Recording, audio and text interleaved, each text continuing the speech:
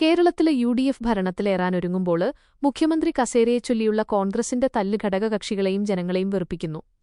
മുഖ്യമന്ത്രിയെ തീരുമാനിക്കുന്നതിൽ ഘടകകക്ഷികൾക്ക് റോളില്ലെന്ന എം. ഹസന്റെ പ്രസ്താവനയ്ക്കെതിരെ മുസ്ലിം ലീഗ് കടുത്ത അമർഷത്തിലാണ്. ഹസന്റെ നിലപാടിനെതിരെ പൊട്ടിത്തെറിച്ചുകൊണ്ട് ലീഗ് നേതാക്കള് രംഗത്തെത്തി. കൊണ്ടോട്ടിയിൽ നിന്നുള്ള നിയുക്ത എംഎൽഎ ടി.വി. ഇബ്രാഹിം ഇക്കാര്യം അടിവരയിട്ട് രംഗത്തുവന്നു. കോൺഗ്രസിന്റെ ഈ ഒളിച്ചുകളി കാരണം പുറത്തിറങ്ങാന് കഴിയാത്ത അവസ്ഥയാണെന്നാണ് അദ്ദേഹം തുറന്നടിച്ചത്. ജനവിധി വന്ന് ദിവസങ്ങള് കഴിഞ്ഞിട്ടും മുഖ്യമന്ത്രിയെ പ്രഖ്യാപിക്കാത്തതില് അണികൾക്കിടയില് കടുത്ത രോഷമാണുള്ളതെന്ന് ടി.വി. ഇബ്രാഹിം പറയുന്നു. വീട്ടില് വരുന്നവരും കാണുന്നവരുമെല്ലാം ഒരേ കാര്യമാണ് ചോദിക്കുന്നത്, ആരാണ് മുഖ്യമന്ത്രി? ഇക്കാര്യത്തില് തീരുമാനമായോ എന്നതാണ്. ഈ വൈകല് യുഡിഎഫിന്റെ വിജയത്തിന്റെ തിളക്കം കെടുത്തിക്കളഞ്ഞു. ജനങ്ങളുടെ വിധി എന്താണോ അത് അംഗീകരിക്കാന് കോൺഗ്രസ് തയ്യാറാകണം. അനാവശ്യമായി ഇത് വലിച്ചുനീട്ടുന്നത് വലിയ പ്രത്യാഘാതമുണ്ടാക്കും. ടി.വി. ഇബ്രാഹിം വ്യക്തമാക്കുന്നു.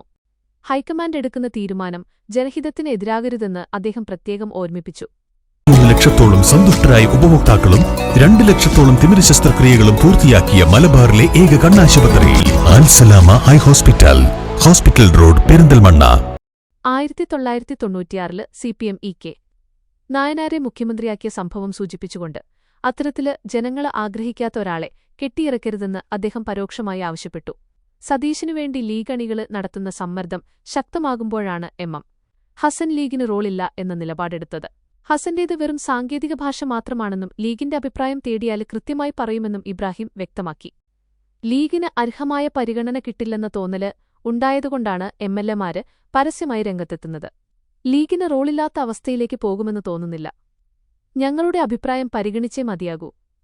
യുഡിഎഫ് പ്രവർത്തകർക്ക് പുറത്തിറങ്ങാന് കഴിയാത്ത സാഹചര്യമാണ് കോൺഗ്രസ് ഉണ്ടാക്കിയിരിക്കുന്നത്. ഇബ്രാഹിം പറഞ്ഞു.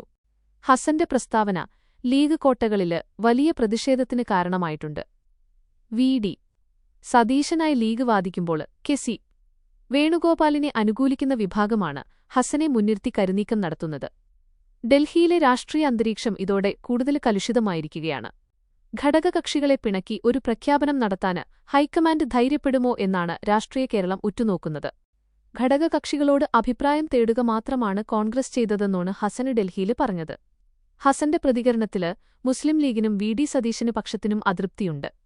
ഘടകകക്ഷി എന്ന നിലയില് അഭിപ്രായം പറഞ്ഞതിന് ആക്രമിക്കുന്ന രീതി ശരിയല്ലെന്നാണ് ലീഗിന്റെ നിലപാട്. 1995 കെ ആന്റണിയെ മുഖ്യമന്ത്രിയാക്കിയത് ഘടകകക്ഷികളുടെ പിന്തുണ പരിഗണിച്ചാണെന്ന് സതീശന് വിഭാഗവും ചൂണ്ടിക്കാട്ടുന്നു. കോൺഗ്രസ് നിയമസഭാ കക്ഷിയില് കെ. കരുണാകരന് ഭൂരിപക്ഷമുണ്ടായിരിക്കെയാണ് ഘടകകക്ഷികളുടെ പിന്തുണ പരിഗണിച്ചത്. അന്ന് കരുണാകരനെ പുറത്താക്കുന്നതിനൊപ്പമായിരുന്ന എം. ഹസന് ഘടകകക്ഷികൾക്കെതിരെ പറയാന് അവകാശമില്ലെന്നും സതീശന് ക്യാമ്പ് പറയുന്നു. അതേസമയം കേരള മുഖ്യമന്ത്രി ആരെന്നതില് ഇന്ന് തീരുമാനമുണ്ടായേക്കും. അടിയന്തര സാഹചര്യം കണക്കിലെടുത്ത് കോൺഗ്രസ് അധ്യക്ഷന് മല്ലികാർജ്ജുന് ഖാർഗെ പ്രത്യേക ചാർട്ടേഡ് വിമാനത്തില് ഇന്ന് ഡൽഹിയിലെത്തും. വൈകിട്ട് 5 മണിയോടെ രാഹുൽ ഗാന്ധിയുമായി നിർണായക കൂടിക്കാഴ്ച നടത്തും.